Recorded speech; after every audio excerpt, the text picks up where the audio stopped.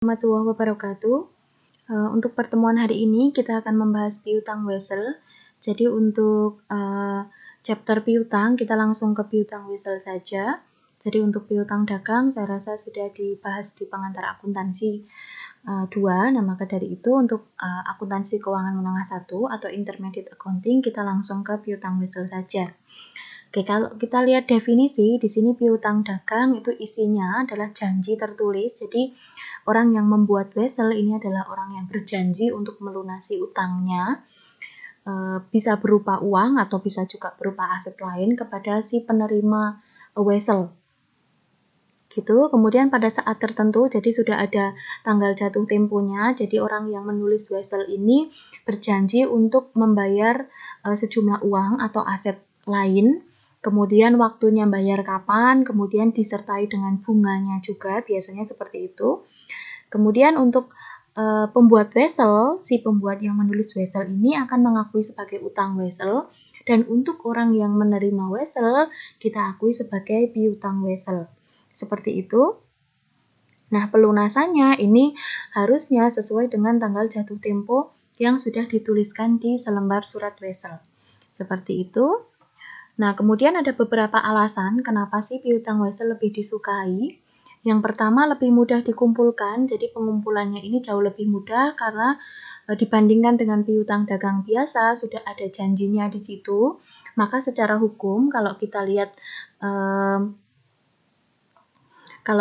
di sini, bagian yang keempat, secara hukum lebih kuat, ini juga pastinya akan lebih mudah dikumpulkan. Kenapa? Kalau misalnya si pembuat wesel ini ingkar janji, maka orang yang punya piutang bisa masukkan itu ke hukum dan pastinya karena sudah ada janji, kemudian tanda tangan di atas materai dan sebagainya, maka orang yang berjanji ini harusnya juga bisa menepati.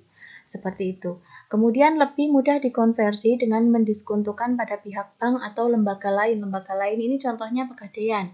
Jadi kalau misalnya perusahaan merasa membutuhkan tambahan dana dalam waktu dekat, bisa memasukkan piutang weselnya di bank atau lembaga lain, kemudian nanti pihak lain juga bisa memberikan sejumlah uang dengan jaminan piutang wesel, seperti itu. Kemudian umumnya disertai dengan tingkat bunga tertentu. Jadi tidak hanya nominal, tanggal jatuh tempo, tapi juga ada bunga. Bunga ini juga kesepakatan ada berapa persen dalam 1 tahun misalnya. Kemudian untuk pengakuan piutang wesel, di sini diakui sebesar nilai tunai kas yang bisa dikumpulkan. Nah, jadi di masa yang akan datang bisa dikumpulkan berapa, itulah yang diakui. Contohnya misalnya piutang wesel sejumlah 10 juta dengan tingkat bunga 10% misalnya. Nah, tingkat bunga 10% misalnya, maka yang diakui ini sejumlah 10 juta ditambah 10% kali 10 juta. Nah, itu yang diharapkan. Kemudian untuk tingkat bunganya sendiri ini bisa tingkat bunga yang eksplisit dan implisit. Jadi kalau eksplisit ini bunganya yang material maka harus kita akui. Kalau yang bunga implisit ini yang tidak material jadi bisa saja tidak kita akui karena nilainya tidak material. Seperti itu. Kemudian untuk jangka waktu piutang wesel di sini bisa jangka pendek berarti piutang wesel ini maksimal 1 tahun. Dan bisa juga jangka panjang atau lebih dari 1 tahun. Tapi umumnya untuk piutang wesel ya dia jangka waktunya lebih dari 1 tahun. Jadi masuk ke utang jangka panjang. Seperti itu. Kemudian perbedaannya di sini untuk utang jangka pendek, di sini diakui sebesar nilai nominalnya saja karena bunganya implisit tadi dan tidak material.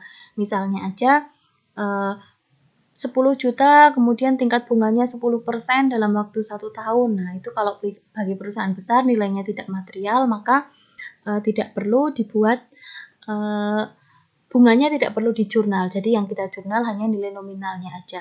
Misalnya aja, kalau piutang wesel jangka pendek, ini kan bunganya sedikit ya, misalnya 2% aja dari 10 juta. Nah, itu tidak material, maka tidak perlu kita jurnal. Berbeda kalau piutang itu jangka panjang, piutang wesel itu jangka panjang, nilainya pasti nominal, tingkat bunganya pasti besar. Nah, maka yang kita catat sebesar nilai yang diharapkan dikumpulkan. Nilai yang diharapkan berarti nilai nominal ditambahkan dengan bunga. Bedanya seperti itu untuk perlakuan atau pencatatan piutang wesel berdasarkan bunga yang material dan yang tidak material, seperti itu. Nah, contohnya di sini untuk piutang wesel yang diterbitkan sebesar nilai nominal.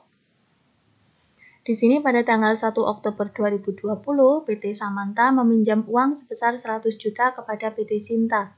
Nah, PT Sinta menyerahkan wesel disertai bunga sebesar 12% dengan jangka waktu 2 tahun. Bunga dibayarkan setiap tanggal 1 Oktober.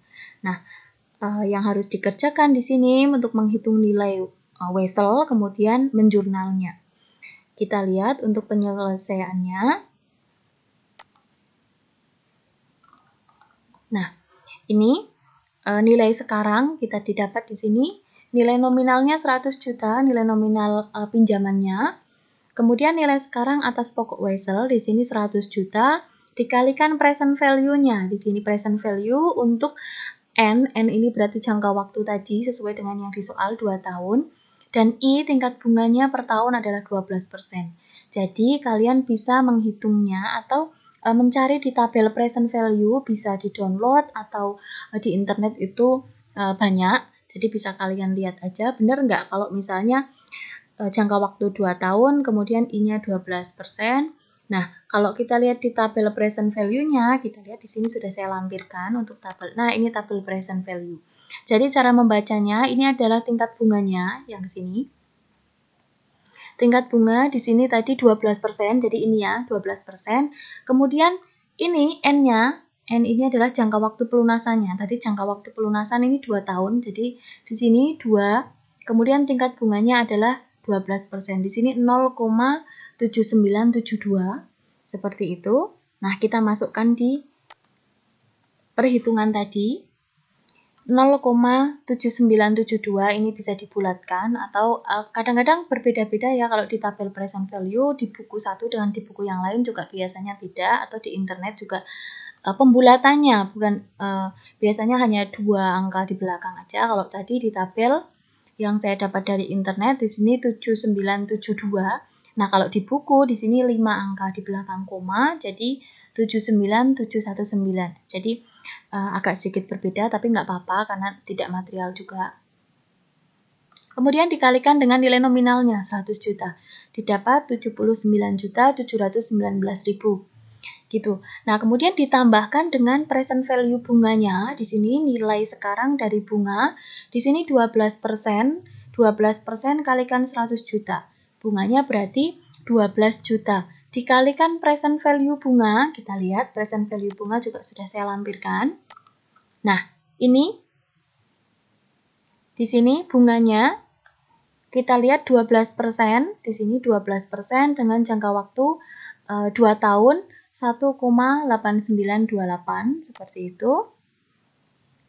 Nah, ini untuk present value-nya kita kalikan 12%, jadi 12% kali 100 juta. Jadi kembali lagi di sini tidak sama plek, tidak apa-apa, yang penting maksimal 2 angka di belakang koma aja. Nah, kemudian kita kalikan aja. Kita kalikan dengan 12 juta, maka didapat 20.280.600 rupiah. Kemudian kalau kita kalikan di sini 99.999.600 rupiah. Kita lihat selisihnya dengan nilai nominal di sini tidak material, hanya 400 rupiah.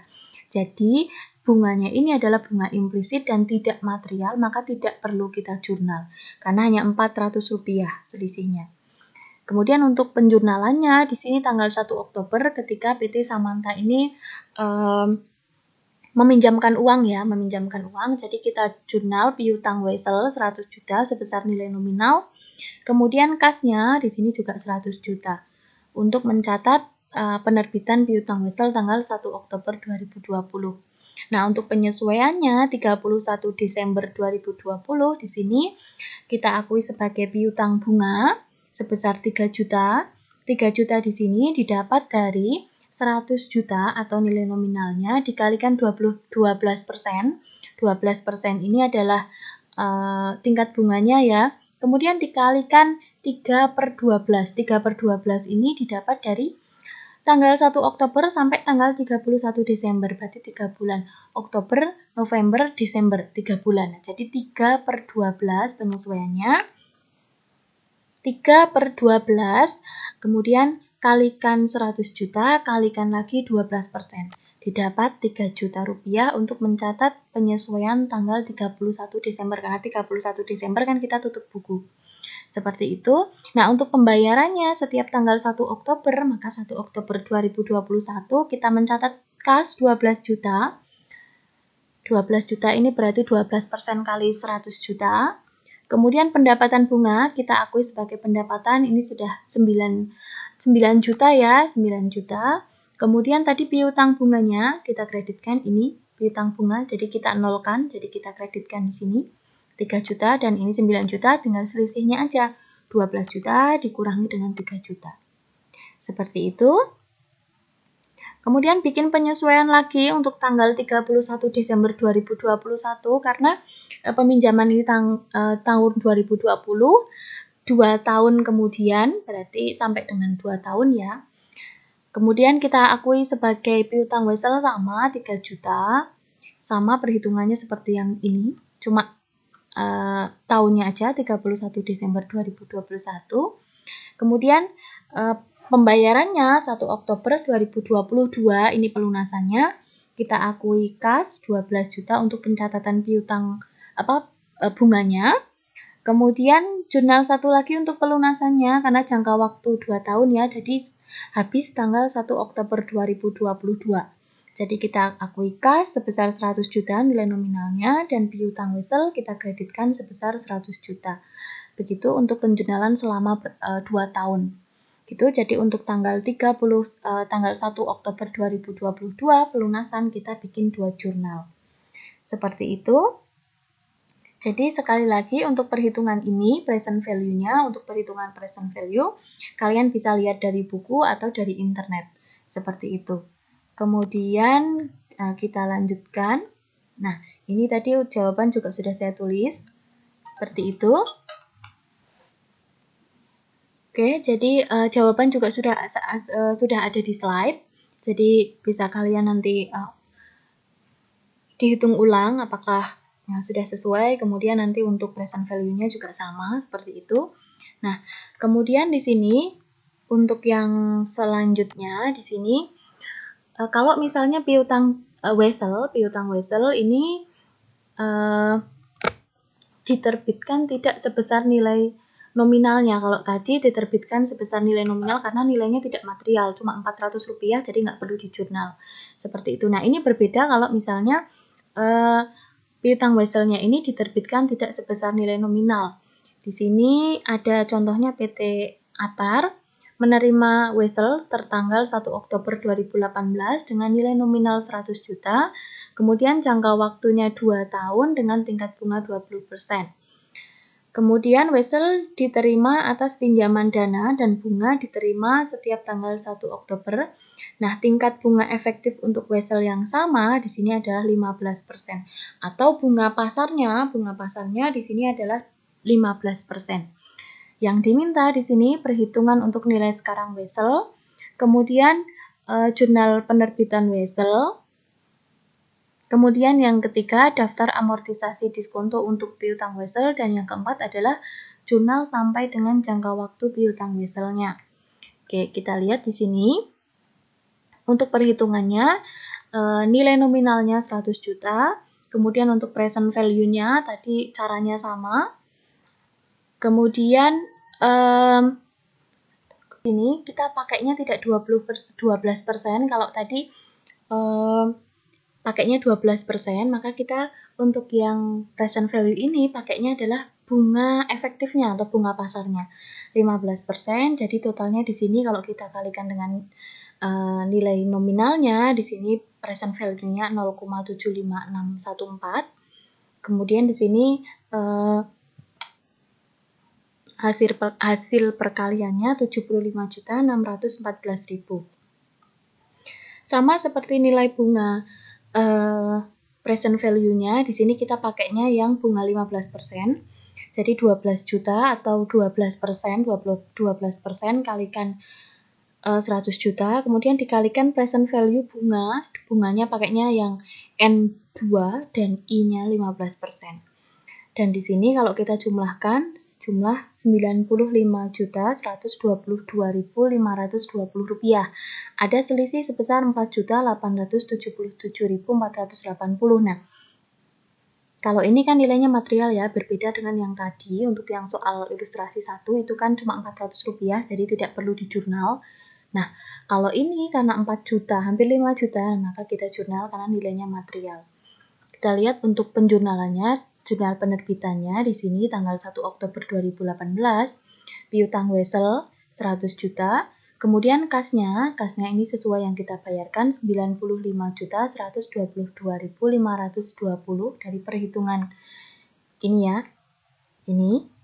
Kemudian untuk selisihnya diskonto piutang obligasi, selisihnya juga kita sudah hitung di sini, selisih diskontonya.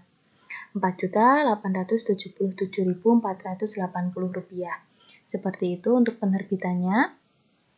Nah, kemudian untuk daftar amortisasi diskontonya di sini tabelnya seperti ini dari tahun 2018 sampai tahun 2020. Jadi 2 tahun aja.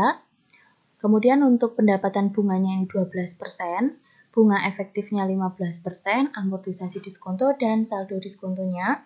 Nah, ini saldo diskonto tadi yang sesuai perhitungan Rp4.877.480 dan nilai tunai weselnya sesuai dengan penerbitannya bukan 100 juta tapi 95.122.520. Seperti itu. Nah, kemudian untuk bunga efektifnya tahun kedua ya, berarti tahun kedua atau tahun pertama pembayaran bunganya ini didapat dari 95.122.520 atau nilai tunai obligasi tahun sebelumnya dikalikan bunga efektifnya 15%. Ini dikurangi 15%, dikalikan 15% jadi 14.268.378. Nah, untuk amortisasi diskontonya ini tinggal selisihnya aja, selisih antara bunga efektif dengan pendapatan bunga. Gitu.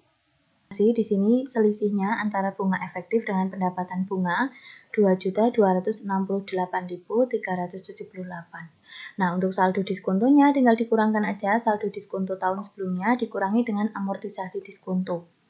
Jadi ini dikurangi ini didapat Rp2.609.102.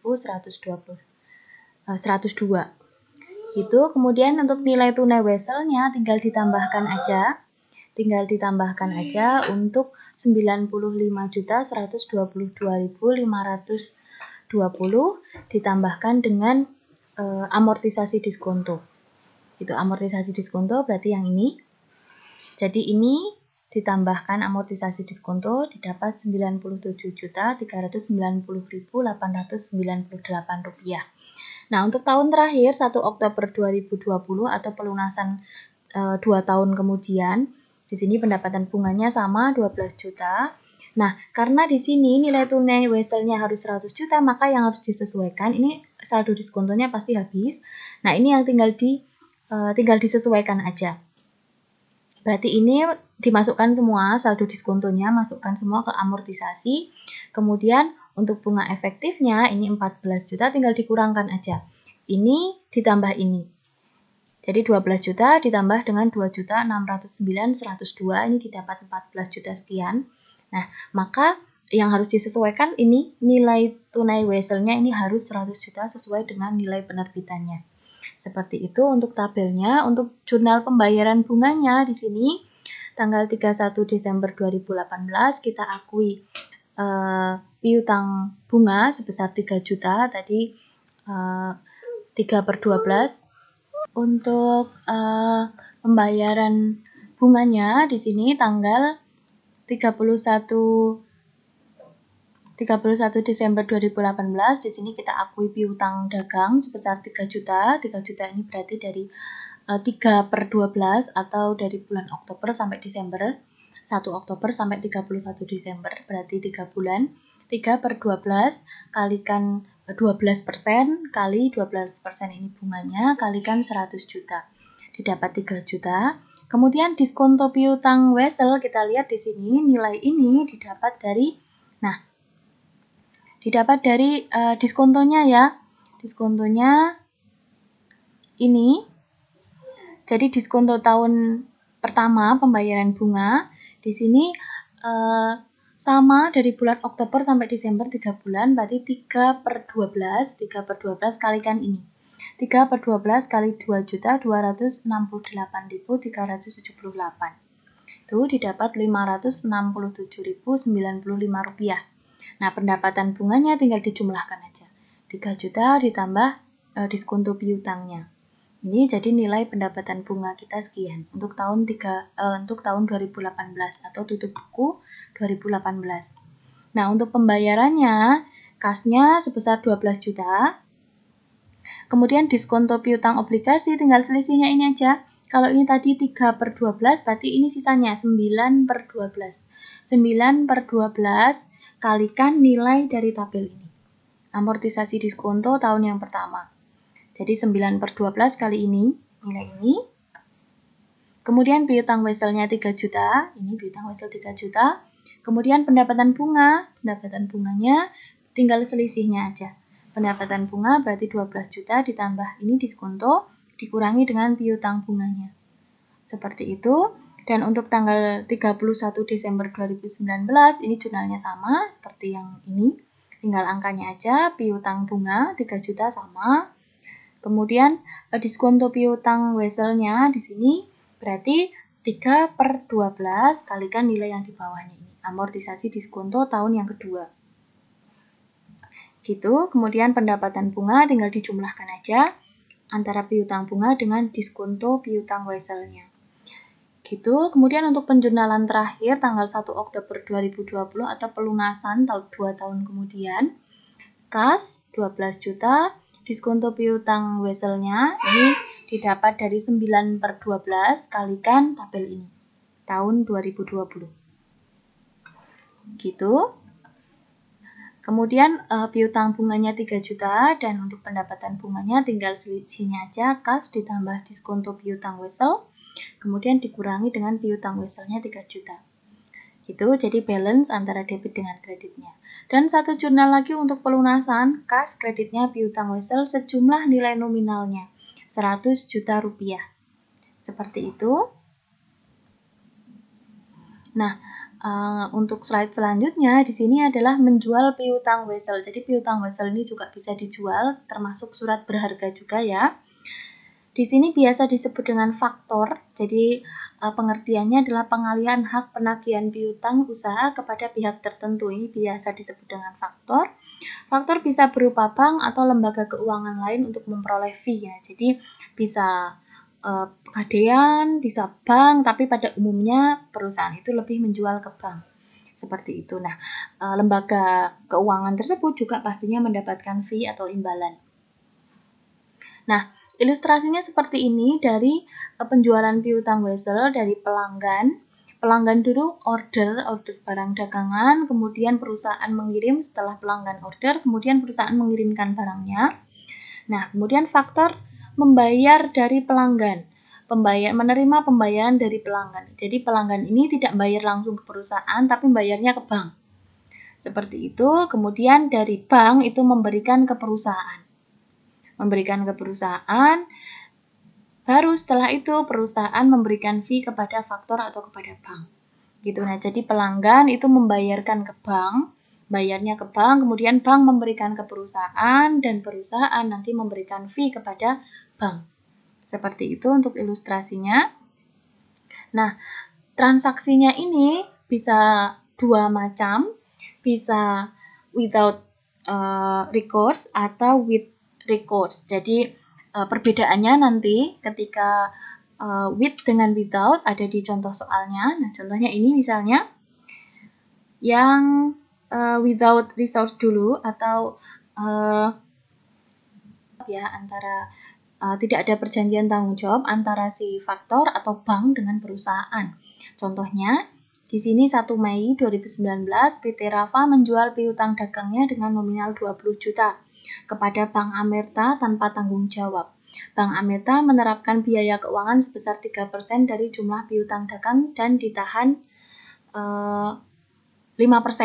Nah, jadi ada fee-nya yang harus dibayarkan oleh perusahaan ke bank ini sebesar 3%. Kemudian yang diminta membuat jurnal yang diperlukan PT Rafa dan Bank Amerta sebagai faktornya.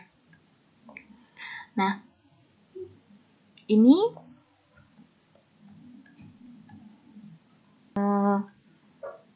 perusahaannya dulu atau PT Rafa di sini menjurnal kas, kemudian piutang pada Bank Amerta, jadi sudah bukan piutang wesel lagi karena sudah dialihkan ke faktornya atau di sini adalah Bank Amerta. Jadi piutang pada Bank Amerta di sini sejumlah 1 juta. 1 juta di sini didapat dari nilainya 20 juta ya, 20 juta dikalikan ini 5%-nya. Dikalikan 5% atau jumlah piutang dagang yang ditahan. Kemudian untuk rugi pengalihan piutang ini 600.000 atau perusahaan mengakui sebagai rugi pengalihan piutang, ini adalah fee-nya. Fee yang ditetapkan oleh faktor atau oleh bank di sini 3%, jadi 3% kalikan 20 juta.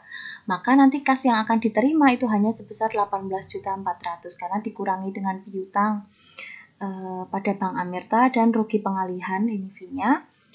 Nah, jadi 20 juta dikurangi 1 juta dikurangi 600.000. Maka kas yang akan diterima PT Rafa ini hanya sebesar 18.400.000. Gitu. Kemudian untuk Bank Amerta ini menjurnal seperti ini. Piutang dagang, ini piutang dagang kita akui sebesar 20 juta sebesar nominalnya. Kemudian utang kepada PT Rafa 1 juta, caranya sama perhitungannya. Jadi 5% kalikan 20 juta. Kemudian pendapatan keuangan kita akui sebagai pendapatan kalau di bank dari fee-nya tadi, jadi 3% kali 20 juta. Dan untuk kas yang diberikan kepada PT Rafa di sini 18.400.000. Itu untuk bank.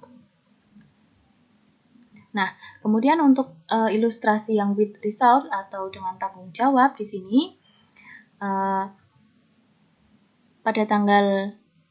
pada bulan Mei 2019 PT Rafa menjual piutang dagangnya dengan nilai nominalnya sama 20 juta pada Bank Amerta tanpa tanggung jawab. Nah, Bank Amerta menetapkan biaya keuangan sebesar 3% dari jumlah keuangan dan ditahan 5%. Kemudian PT Rafa menentukan utang tanggung jawab memiliki nilai wajarnya adalah 800.000. Nah, yang harus dihitung ini adalah proses bersih dari penjualan piutang wesel, kemudian rugi penjualan piutang wesel dan jurnal yang dibutuhkan PT Rafa dan Bank Amerta. Seperti itu. Nah, kita menghitung proses bersih penjualan piutangnya dulu. Dari kas yang diterima tadi 18.400.000 ya, berarti didapat dari ini 20 juta dikurangi dengan 3% dan 20 juta dikurangi dengan 5%. Nah, kemudian di sini piutang kepada faktornya 1 juta. Jadi didapat 19.400.000 dan utang tanggung jawab dikurangi utang tanggung jawab 800.000, maka proses bersihnya di sini 18.600.000. Ini untuk utang yang with result ya. Nah, untuk perhitungan rugi penjualan piutangnya, di sini nilai buku piutangnya 20 juta dikurangi proses bersihnya ini 18.600.000. Maka kita akui rugi penjualan piutang sebesar Rp1.400.000. Seperti itu. Nah, ini jurnal untuk PT Rafa kita akui sebagai kas yang dibayarkan 18.400.000. Ini tinggal nanti selisihnya aja. Piutang pada Bank Amerta 1 juta. Ini berarti 5% kali 20 juta. Kemudian rugi pengalihan piutangnya 1.400.000 yang sudah kita hitung tadi. Total piutang weselnya sesuai dengan nilai nominalnya 20 juta dan untuk utang tanggung jawabnya sebesar 800.000. Seperti itu. Nah, jadi untuk kasnya tinggal selisihnya aja 20 juta tambah 800.000 dikurangi 1 juta dikurangi 1.400.000. Itu akan menjadi kas yang harus dibayarkan bank kepada PT Rafa. Nah, kalau pihak bank di sini menjurnal piutang dagang sesuai dengan nilai nominal utangnya. Kemudian utang kepada PT Rafa ini 5% kali 20 juta. Kemudian pendapatan keuangan ini diakui 600.000. 600.000 itu dari 3% kalikan 20 juta. Dan kas 18.400. Nah, jadi kalau kita lihat di sini Bank Amerta ini tidak menjurnal yang 800.000 ini. Jadi utang tanggung jawab hanya dijurnal oleh pihak perusahaan aja atau yang punya piutang. Seperti itu. Nah, kemudian ada juga penurunan nilai piutang wesel. Ini jika terjadi pelanggan mengalami kesulitan keuangan yang signifikan, jadi nggak bisa bayar utangnya, kegagalan membayar, negosiasi termin, jadi ada negosiasi kembali, kemudian bikin ulang lagi untuk piutang weselnya, kemudian menurunnya keterukuran kembali estimasi aliran kas. Ini bisa karena inflasi misalnya, atau faktor fundamental lain, itu juga bisa. Nah, perlakuan penurunan nilai menurut IASB atau International Accounting Standard Board, jadi PSAK-nya internasional. Di sini penurunan nilai yang nilainya signifikan harus dipertimbangkan secara individual. Nah, kemudian piutang yang secara individual dipertimbangkan tidak terjadi penurunan nilai dimasukkan dalam kelompok aset yang memiliki karakteristik resiko kredit yang serupa. Dan yang ketiga, piutang yang tidak ditetapkan secara individual, penurunan nilainya harus dilakukan secara kolektif, seperti itu. Nah, penjelasannya ada di slide aja. Di sini untuk pengukuran penurunan nilai piutang weselnya, dipertimbangkan dulu apakah penurunan nilai dilakukan ketika ada kemungkinan tidak tertagih. Nah, tidak tertagihnya tadi bisa berbagai faktor, misalnya si orang yang berhutang ini tidak bisa membayar, kesulitan keuangan, masa pandemi misalnya, kalau sekarang ya biasanya seperti itu. Kemudian pakai pendekatan individual diterapkan jika nilainya signifikan. Jadi maksudnya gini, ketika piutangnya ini nilainya signifikan dengan bunga signifikan, maka kita hitung sendiri-sendiri apakah ada penurunan nilai dari piutang wesel A, piutang wesel B, piutang wesel C. Itu kalau yang nilainya signifikan, maka dihitung satu-satu per piutang wesel. Tapi kalau misalnya tidak, kalau nilainya tidak material, bunganya tidak material, ya kita perlakukan secara kolektif aja. Kemudian dengan metode prosentase, maksudnya seperti itu. Nah, contohnya di sini ada di ilustrasi 5. Pada tanggal 31 Desember 2019, Bank Fani mencatat investasi sebesar 10 juta dalam bentuk pinjaman kepada PT Smile. Pinjaman tersebut memiliki tingkat bunga efektif 10% atau bunga pasar 10% dan jatuh tempo 3 tahun ke depan. Bunga dibayarkan setiap tahun dan PT Smile ini mengalami kesulitan keuangan sehingga kemungkinan untuk menyelesaikan kewajibannya sangat kecil. Pertanyaannya di sini, mengkaji aliran kas menggunakan metode nilai tunai, kemudian menghitung rugi penurunan nilai, jurnal untuk mencatat penurunan nilai, dan jika dalam waktu tahun yang sama PT Smile mampu melunasi seluruh kewajibannya, buatlah jurnal untuk mencatat pelunasan tersebut. Oke, kita lihat di sini. Oke, untuk aliran kas harapan di sini tahun 2020 sesuai dengan yang di soal di sini tinggal 31 Desember 2019 ya, maka di sini untuk 31 Desember tahun berikutnya, di sini aliran kasnya ini 1 juta. 1 juta ini didapat dari, ini soal 10 juta kalikan 10%. 10 juta kalikan 10% itu 1 juta rupiah. 1 juta rupiah. Kemudian aliran kas diharapkan, ini berarti 500.000 didapat dari 1 juta dibagi 2. Jadi 500.000. Kemudian aliran kas pinjaman ini juga 500.000, jadi 1 juta ini dibagi aliran kas diharapkan dikurangi dengan aliran kas pinjaman. Gitu. Kemudian tahun 2021 juga sama, aliran kas kontraknya ini 1 juta sesuai dengan bunga efektifnya 10% dan nilai nominalnya 10 juta. Aliran kas yang diharapkan juga sama, dibagi 2 dan aliran kas pinjamannya 1 juta dibagi dikurangi 500.000. Dan untuk tahun 2022 di sini 11 juta. Kenapa 11 juta? Karena nilai kontraknya atau sesuai nilai nominalnya 10 juta ditambahkan dengan bunganya. Jadi 10 juta tambah 1 juta. Jadi 11 juta, kemudian aliran kas diharapkan dikurangi 500.000. Jadi 11 juta dikurangi 500.000, 10 juta 500. Gitu, kemudian tinggal selisihnya aja, 11 juta kurangi 10 juta 500 didapat 500.000. Total aliran kasnya 13 juta untuk aliran kas kontrak, 11 juta 500 untuk aliran kas yang diharapkan, dan aliran kas pinjaman sebesar 1 juta 500. Itu harapan dari perusahaan yang meminjamkan. Nah, ternyata misalnya ada kerugian karena si peminjam ini tidak bisa melunasi, maka kita bikin perhitungan seperti ini. Nilai investasi kita 10 juta, kemudian kita mencari present value tadi dari tabel present value, bisa kalian dapatkan dari buku manajemen keuangan juga biasanya ada, kemudian AKM juga ada. Nah, kita lihat untuk tabel present value-nya. Present value untuk waktu 3 tahun dan I-nya 10%. Jadi 0,75132 sini didapat 7.513.200 kalau kalikan nilai investasinya, dan untuk present value bunganya ini 500.000. 500.000 dari hitungan yang tadi ya. Ini 500.000.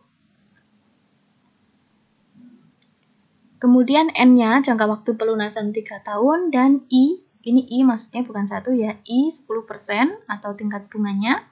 Nah, maka kalau kita kalikan didapat Rp1.243.425. Gitu, tinggal ditambahkan aja, maka rugi penurunan nilainya kita lihat di sini Rp1.243.375. Itu untuk kerugiannya, maka kita harus mencatat jurnal pencatatan untuk kerugian, kita akui biaya kerugian piutang wesel, jadi masuk ke laporan laba rugi kita akui sebagai biaya kerugian piutang, kemudian masuk ke akun CKP. Ini saya rasa sudah diterangkan di pengantar akuntansi ya, CKP saldonya ada di kredit. Maka total CKP kita sejumlah rugi penurunan nilainya Rp1.243.375. Dan untuk pelunasannya, jurnal pelunasan kewajiban, jadi ini soal yang keempat ya. Nah ini, jika dalam tahun yang sama PT Smile mampu melunasi seluruh kewajibannya, buatlah jurnal untuk mencatat pelunasan. Jadi tinggal kita balik aja, dari CKP kita masukkan dari tadinya kredit, masukkan ke debit, cadangan kerugian piutang, maka akan jadi 0 ya akun CKP-nya. Kemudian untuk jurnal selanjutnya adalah biaya kerugian piutang wesel. Itu jadi tinggal dibalik aja. Kalau misalnya sampai dengan tahun yang bersangkutan tidak melunasi ya sudah, berarti jurnalnya sampai sini aja. Seperti itu. Ini kalau misalnya sudah ibaratnya kerugiannya sudah diakui sebagai biaya tapi bisa melunasi lagi. Seperti itu. Oke, itu saja untuk chapter piutang wesel. Kurang lebihnya mohon maaf. Saya akhiri. Assalamualaikum warahmatullahi wabarakatuh.